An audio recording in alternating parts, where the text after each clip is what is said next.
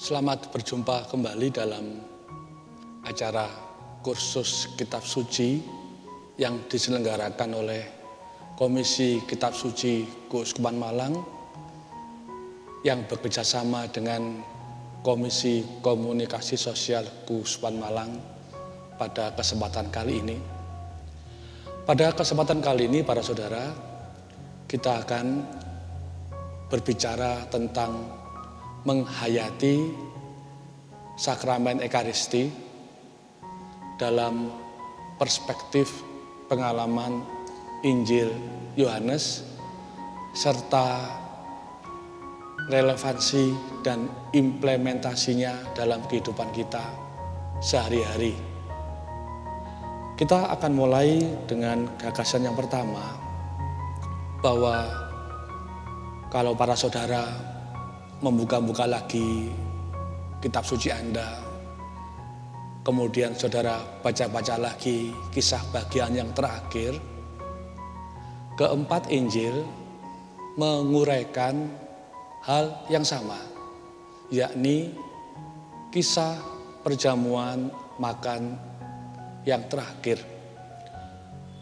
Dalam kisah perjamuan makan yang terakhir itu, yang disampaikan oleh ketiga empat Injil, ada pesan yang jelas ketika Yesus mengatakan bahwa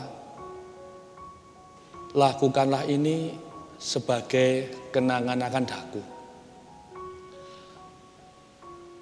Kalimat lakukanlah ini sebagai kenangan akan daku memiliki unsur yang pertama adalah lakukanlah, sebuah tindakan yang bersifat aktif, disadari, berasal dari kesadaran bebas.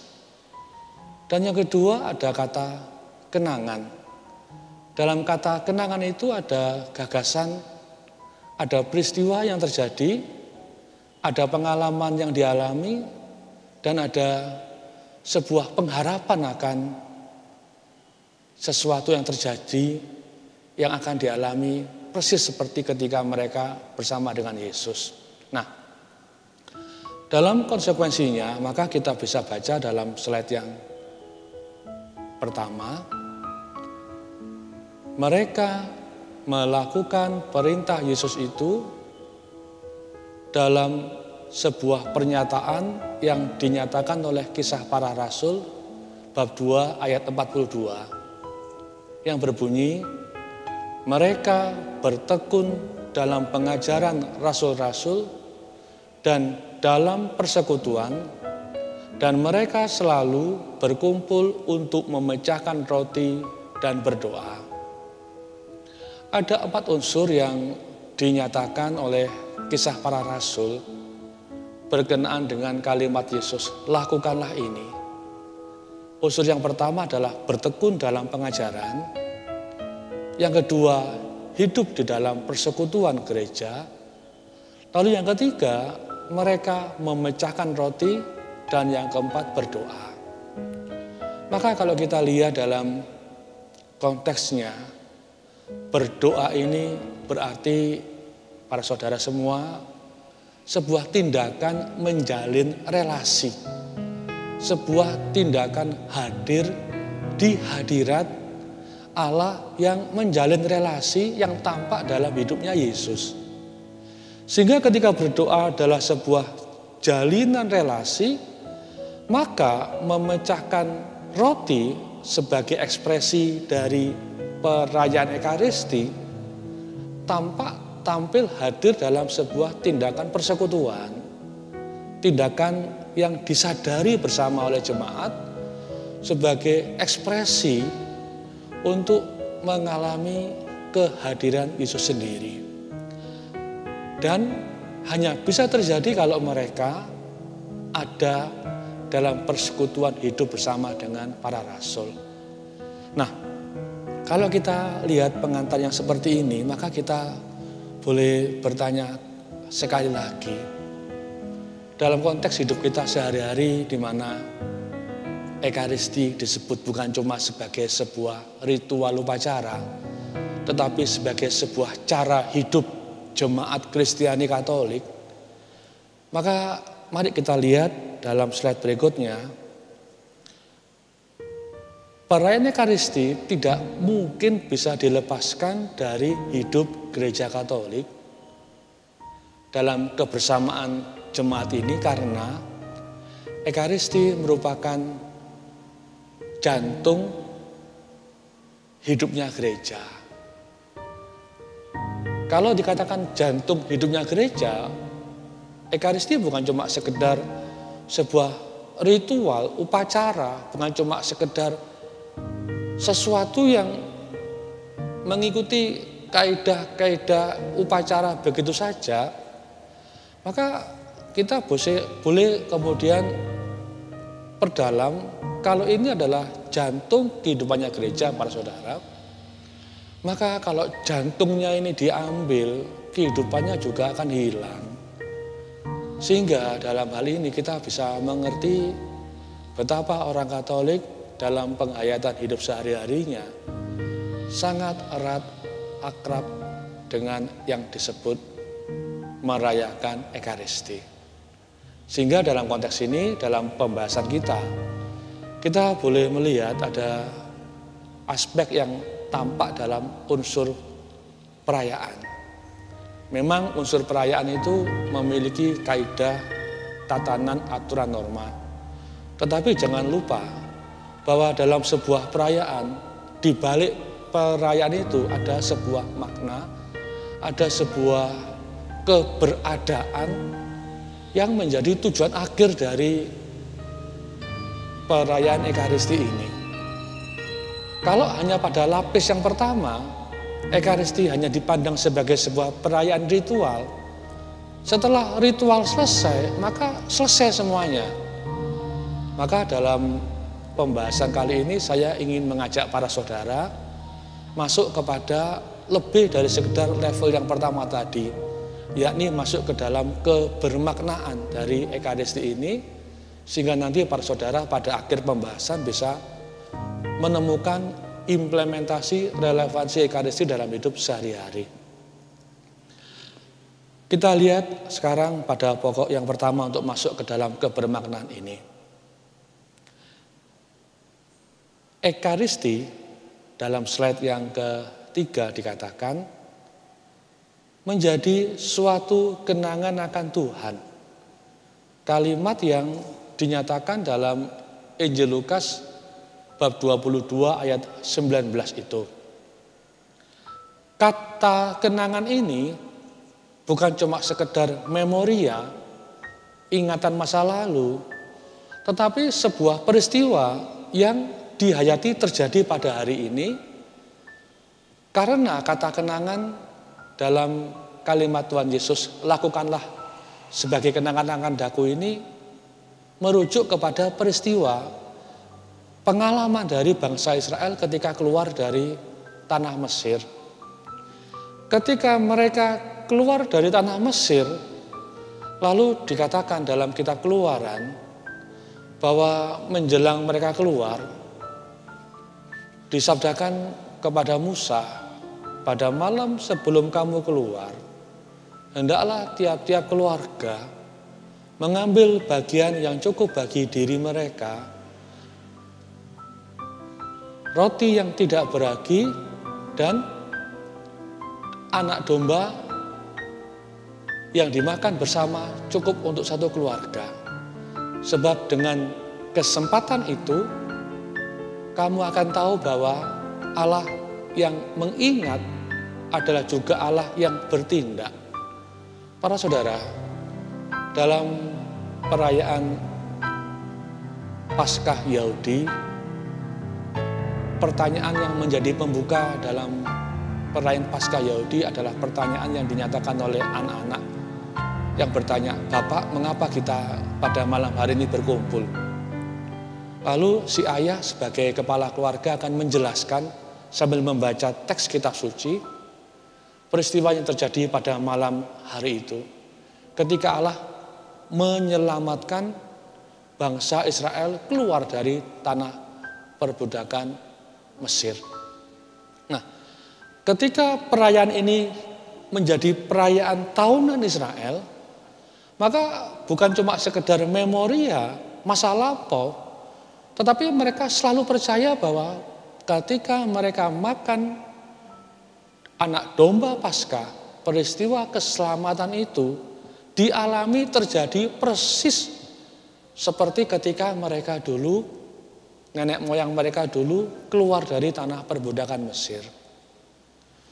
Rujukan yang kedua, kita boleh mundur sekali lagi kepada gagasan ketika Nuh keluar dari bahtera, kemudian dia membuat persembahan, lalu terjadilah perjanjian oleh Allah yang mengatakan, aku akan meletakkan busur di langit.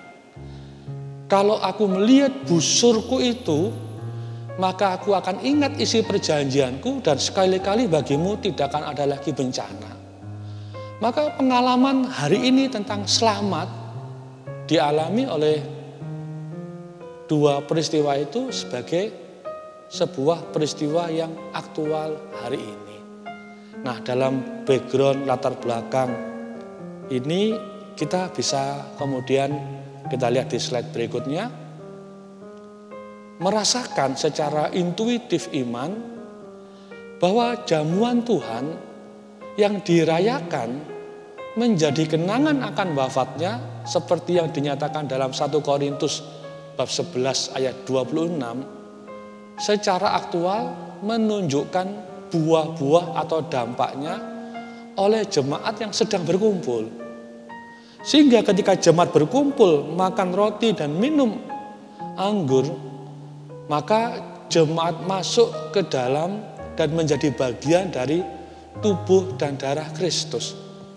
Sebab dalam perjamuan makan yang terakhir itu Kristus bersabda, ambillah, makanlah, inilah tubuhku. Padahal yang di tangannya adalah roti yang tak beragi. Dan ketika kemudian para saudara ingat pada bagian yang kedua, ambillah dan minumlah, inilah darahku, darah perjanjian baru yang kekal yang ditumpahkan bagi kamu demi pengampunan dosa. Maka peristiwa mengambil dan menyantap roti anggur yang sekarang menjadi tubuh dan darah Kristus, yang saudara ingat karena peristiwa pentumpangan tangan, imam yang pada awal epiklesis berkata, ya Allah, Allah Bapa sumber segala yang kudus, kuduskanlah persembahan roti dan anggur ini dan curahkanlah ke atasnya Roh Kudus-Mu agar menjadi bagi kami tubuh dan darah Kristus. Maka sekarang pengalaman menyantap tubuh dan darah Kristus dalam peristiwa Ekaristi ini menjadi sebuah ungkapan iman akan Yesus Kristus yang diberitakan oleh gereja. Nah, saudara semuanya, dalam perspektif ini kita bisa masuk ke dalam perspektif Injil Yohanes. Ketika Injil Yohanes mengatakan di dalam bagian terakhir perjamuan Kana di Yohanes bab 2 ayat 11 yang mengatakan, itulah hal yang pertama, tanda yang pertama yang dijadikannya dan murid-muridnya percaya. Maka Injil Yohanes merujuk kata tanda sebagai peristiwa yang bukan cuma menimbulkan keheranan atau melanggar hukum alam, namun lebih daripada itu. Kita kembali ke teksnya. Dalam Injil Yohanes bab 2 ayat 1-11 kisah perjamuan di Kana, peristiwa yang terjadi adalah para murid berkumpul bersama dengan Yesus, ada ibu Yesus di situ. Lalu ibu Yesus memberitahukan kepada Yesus, mereka kehabisan anggur. Lalu Yesus bertanya balik kepada ibunya, mau apakah engkau daripada aku, ibu? Lalu Yesus tidak melanjutkan kata-kata lagi, sebab Maria berkata kepada para hamba. Hamba di dalam Injil Yohanes bab 2 ayat 1-11 ini, kata yang dipakai dalam teks Yunaninya adalah diakonos, bukan kata doulos. Doulos itu juga hamba, tetapi dalam konteks pelayan, pembantu rumah tangga. Tapi kalau kata diakonos berarti dalam konteks gerejawi adalah mereka yang melayani himpunan murid-murid Yesus. Di situ ada para rasul, ada Yesus sendiri, ada himpunan murid-murid. Dan saudara, peristiwa alam yang terjadi adalah mereka mengambil air para pelayan itu. Dan sebagai mujizat, air berubah menjadi anggur. Tetapi Injil Yohanes mengatakan bahwa itu bukan cuma sekedar mujizat yang mengalahkan alam, tetapi sebuah tanda. Kalau ini sebuah tanda, maka kita bisa lihat di slide. Yang pertama ada kehadiran subjek. Ada pribadi ilahi yang hadir. Yang kedua, ada tindakan yang dapat dilihat oleh mata, diraba, dirasakan, sehingga para pelayan yang menyerahkan cawan yang mereka pikir adalah air, karena mereka pelayan tahu dari mana asalnya. Tapi si pemimpin pesta merasakan yang dirasakan adalah anggur, dan anggur yang paling baik. Lalu konsekuensinya apa itu loh? Konsekuensinya ada kegembiraan. Maka kita bisa lihat, kalau konsekuensinya ada kegembiraan di dalamnya, maka perkumpulan, pertemuan, jemaat di dalam Kristus senantiasa membawa warna gembira. Warna pesta adalah warna gembira. Dan perjamuan perkawinan adalah pesta gembira karena apa? Bersatunya dua keluarga menjadi satu. Bersatunya laki-laki dan perempuan menjadi satu, mengembirakan. Dan di dalam kegembiraan itu ada tindakan Allah sendiri. Awal dari sebuah keluarga. Kalau kita mengatakan awal dari sebuah keluarga, maka perubahan roti menjadi anggur, perubahan air menjadi anggur, kita bisa katakan sebagai awal dari hidup yang baru. Air lambang sesuatu yang lama, anggur adalah lambang kebaruan. Dan ketika si pelayan pesta mengatakan, engkau memberikan anggur tidak ada habis-habisnya, maka gambar anggur yang melimpah dalam perspektif kitab suci berarti sebuah awal hidup baru pada zaman Mesias. Anggur yang melimpah yang tidak akan ada habis-habisnya. Kalau dalam kebaruan itu, maka bisa dikatakan zaman Mesias, zaman yang terurapi adalah zaman Roh Kudus sendiri. Saudara bisa paham kesejajarannya dalam kisah para rasul. Mengapa? Ketika Petrus berkhotbah dalam kisah khotbah Petrus yang pertama, ini masih jam 9 pagi. Mereka itu bukan orang yang mabuk anggur, tetapi mereka adalah orang yang dikaruniai Roh Kudus. Karena gagasan omong, gagasan berkata-kata yang dalam kelimpahannya. Lalu beberapa yang memandang dengan sebelah mata mengatakan mereka mabuk. Petrus berkata, tidak, masih pagi, tidak mungkin orang minum minuman keras pada pagi hari. Mereka mengalami sebuah hidup baru dalam tanda yang adalah Yesus sendiri itu. Nah, karena itu saudara, mengapa Maria mengatakan dalam kalimat, apapun yang dia katakan, lakukanlah itu, penting dalam pembahasan kita kali ini. Dalam konteks tanda hidup yang baru, tanda zaman baru. Karena kalau saudara ingat ketika konteks pesta, dalam pesta Pondok Daun, dalam rangkaian Paskah dan Pentakosta orang Yahudi, maka ketika orang Israel, kalau saudara baca, ketika mereka menerima pertama kali sabda Tuhan, lalu mereka semua berteriak, apapun yang engkau sabdakan akan kami kerjakan. Maka sekarang Maria dalam konteks ini hendak merujuk kembali dalam konteks kalimat ketika orang Israel menerima sabda yang pertama itu. Apapun yang dia katakan, lakukan. Maka himpunan murid-murid Kristus ini adalah orang yang melakukan sabdanya Yesus. Sabda apa itu? Lakukanlah ini sebagai kenangan akan aku. Merayakan Ekaristi sebagai sebuah pengalaman mengalami Yesus sendiri. Yesus sebagai tanda yang dinyatakan dalam Injil Yohanes bab 1 ayat 14. Firman telah menjadi daging dan diam di antara kita. Dan kita telah melihat kemuliaannya, yaitu kemuliaan yang diberikan kepadanya sebagai anak tunggal Bapa, penuh kasih karunia dan kebenaran. Kalau dikatakan kita telah melihat kemuliaannya, maka apa yang boleh kita lihat? Yesus yang adalah kehadiran Bapa itu sendiri. Seperti dikatakan dalam Yohanes 14 ayat 9. Barang siapa melihat aku, dia melihat Bapa.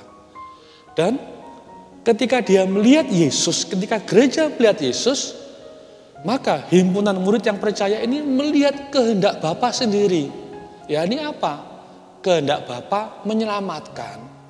Maka saudara, dalam perspektif Injil Yohanes ini, pengalaman hidup bersama dengan gereja adalah pengalaman hidup mengalami Yesus sendiri yang adalah perwujudan dari kehendak Bapa. Dalam Yohanes 3 ayat 16 dikatakan, karena begitu besar kasih Allah kepada manusia, sehingga Allah rela mengaruniakan putranya yang tunggal agar mereka yang percaya kepadanya beroleh selamat. Kalau begitu, pengalaman selamat itu adalah pengalaman hidup bersama dengan Yesus. Satu kesatuan dengan Yesus, ada dalam hidupnya Yesus, berpartisipasi dalam hidupnya Yesus. Maka kalau Yesus tadi kita katakan bersabda, lakukanlah ini sebagai kenangan akan daku, para saudara. Ketika saya merayakan Ekaristi, saya sedang menghidupi pengalaman Yesus sendiri. Ketika saya menyantap roti Ekaristi, maka saya ada dalam kesatuan dengan hidupnya Yesus sendiri. Dan pada titik itu saya mengalami pengalaman keselamatan. Dalam konteks Injil Yohanes ini kita bisa lihat bahwa pengalaman selamat ini bukan pengalaman afeksional belaka, bukan cuma pengalaman kognitif belaka, atau bukan cuma pengalaman yang didengar-dengar. Tapi pengalaman selamat ini adalah pengalaman objektif. Pengalaman yang terjadi dalam konteks saya suka tidak suka, faktanya sudah terjadi pengalaman selamat dalam Yesus. Nah, Injil Yohanes dalam Yohanes bab 20 ayat 31 mengatakan objektivitas ini dengan kalimat, mengapa Injil ini ditulis?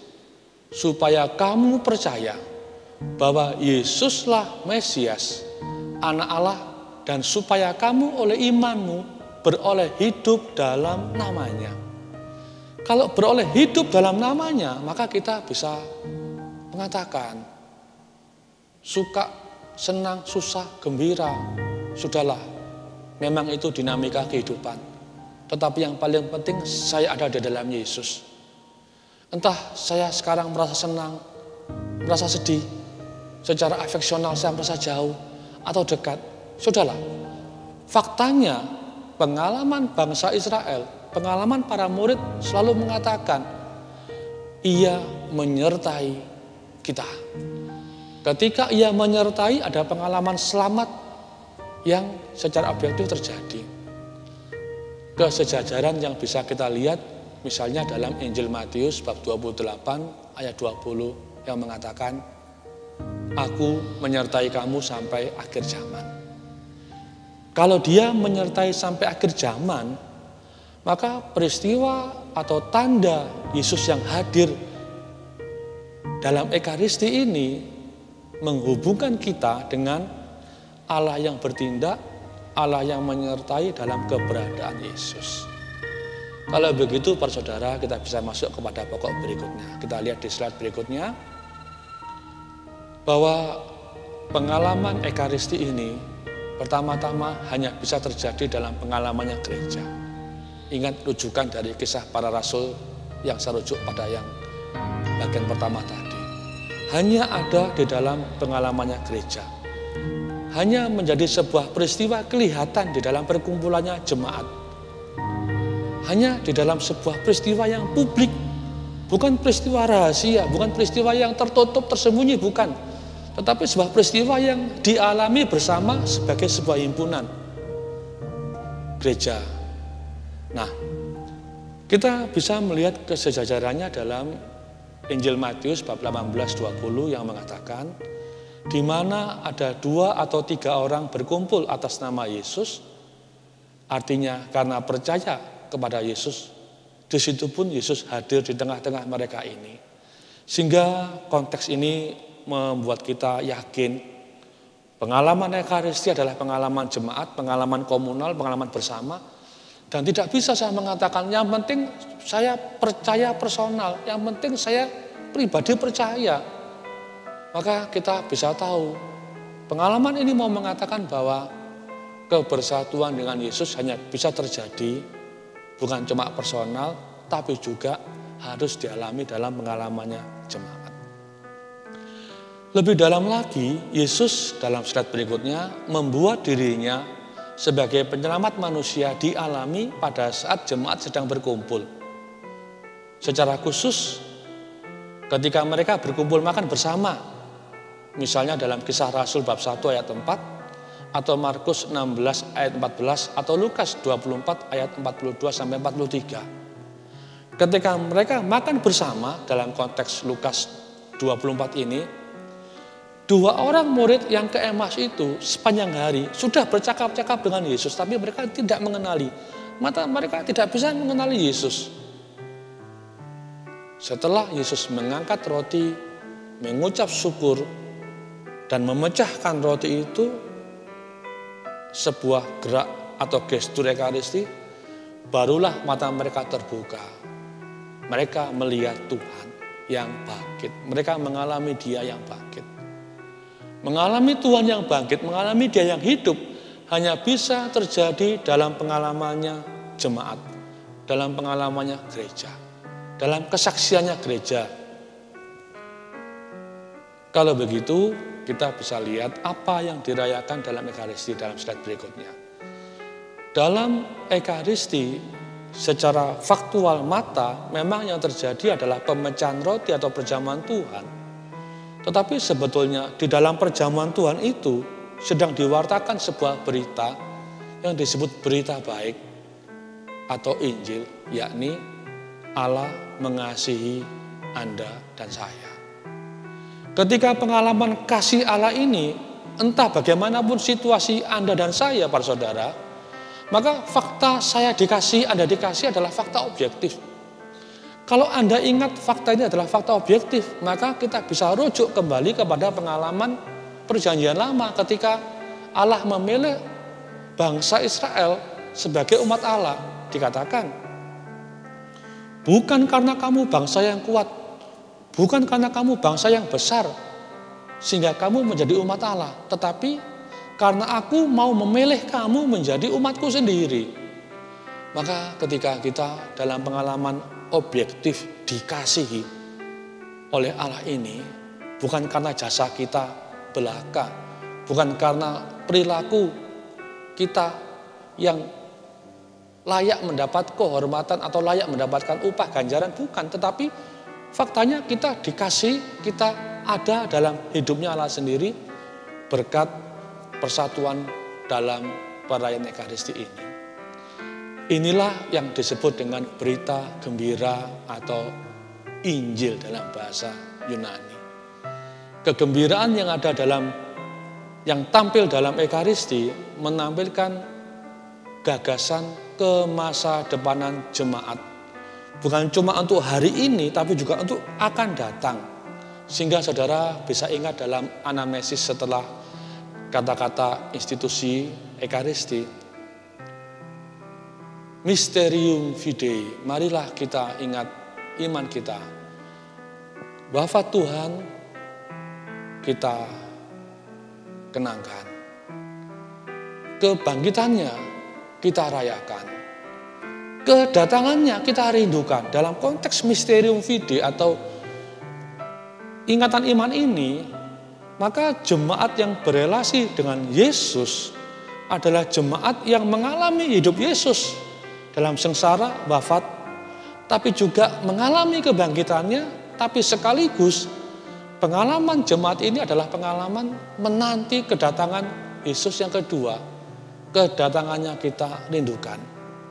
Yesus yang bangkit, yang sudah masuk ke dalam hidup yang kekal, dihubungkan atau direlasikan dengan kita dalam perayaan Ekaristi ini, sehingga Ekaristi menghubungkan masa yang lampau, wafat Tuhan, masa yang mendatang, pengalaman kita sebagai manusia yang berharap akan hidup di hadirat Tuhan, tapi juga pengalaman hari ini, saya sebagai manusia yang berjuang dalam pengalaman bekerja, dalam pengalaman bermasyarakat, dalam pengalaman berkeluarga, dalam pengalaman menjemaat, dalam pengalaman dinamika sehari-hari, maka disatukan semuanya dalam Ekaristi ini.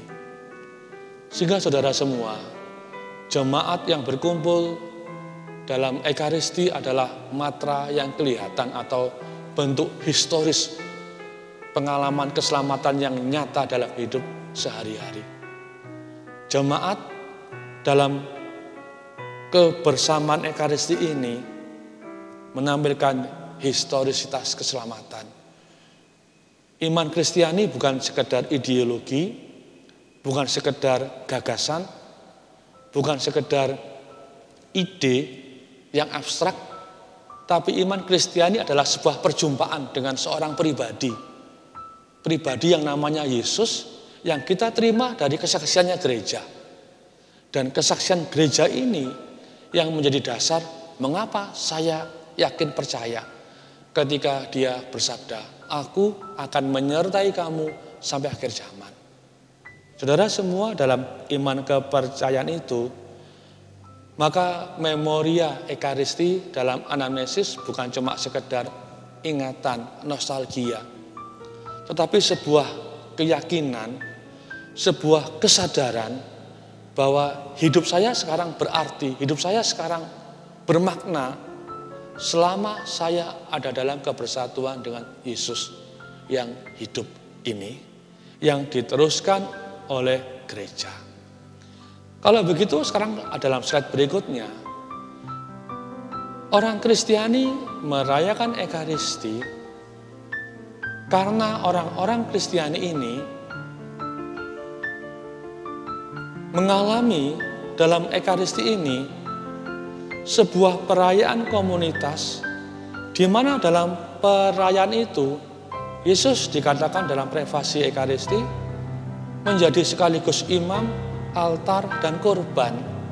Dan dalam perayaan ini secara aktual mata kita melihat imam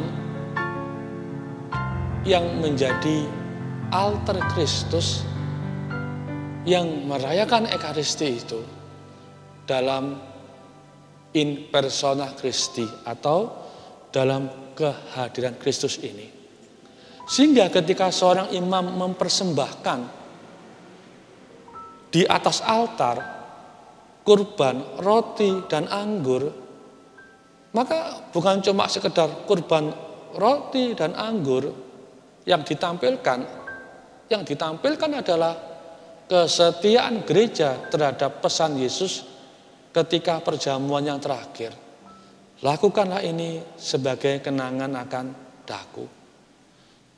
Tubuh dan darah Kristus yang dihadirkan dalam roti dan anggur, tapi karena epiklesis penumpangan Roh Kudus menjadi tubuh dan darah Kristus, menjadi kurban yang berkenan kepada Allah. Saudara semuanya, kalau saudara misalnya ingat dua kisah dalam Perjanjian Lama, dalam kitab Tawarikh tentang kurban yang dimakan oleh api hangus, atau dalam kisah Raja-Raja, kurban Elia yang dimakan oleh api hangus, yang mengatakan kesempurnaan kurban itu, maka kita bisa mengerti mengapa Roh Kudus diibaratkan, digambarkan sebagai api yang membakar dari surga. Membakar hangus apa? Kurban Kristus sendiri yang tak bercacat, yang tak bernoda, yang berkenan di hadirat Allah. Nah, ketika kurban ini adalah kurban yang tak bernoda, tak bercacat, berkenan kepada Allah, dan dihanguskan oleh Roh Kudus, maka pada titik itu kita ingat kata Santo Anselmus, hanya Allah sendiri yang bisa menghapus, yang menyelesaikan dosa manusia. Sebab dengan keberdosaannya manusia menghina Allah Dan hanya Allah sendiri yang bisa menghapusnya. Nah, dalam kesadaran ini, Yesus Allah yang menjadi manusia, hidupnya, keseluruhannya, kehendaknya adalah wujud dari kehendak Allah itu sendiri. Sehingga kita bisa mengerti kalimat yang dinyatakan dalam surat Petrus. Karena bilur-bilurnya kita ditebus. Nah, dalam kurban gereja ini maka ditampilkan kepada kita harapan kita akan penyucian jiwa-jiwa kita, pengampunan dosa kita, dan penerimaan Roh Kudus sendiri. Sehingga dalam kebersatuan kita dengan makan tubuh Kristus, minum darah Kristus, kita hidup dalam Kristus sendiri, berpartisipasi dalam hidupnya Kristus. Maka pada titik itu saudara, kita bisa ingat kalimat dari Santo Paulus. Saudara-saudara, persembahkanlah tubuhmu sebagai sebuah persembahan yang kudus, yang tak bercelah, yang tak bercacat. Sebab dengan cara itu engkau bisa menyatakan siapa yang menjadi milik hidupmu. Ketika kita bersatu dalam tubuh Kristus, kita menyantap tubuh Kristus, Kristus hidup dalam kita, maka pada titik itu persembahan yang dinyatakan oleh Kristus adalah persembahan yang diterima oleh gereja, yang diterima oleh Allah sendiri.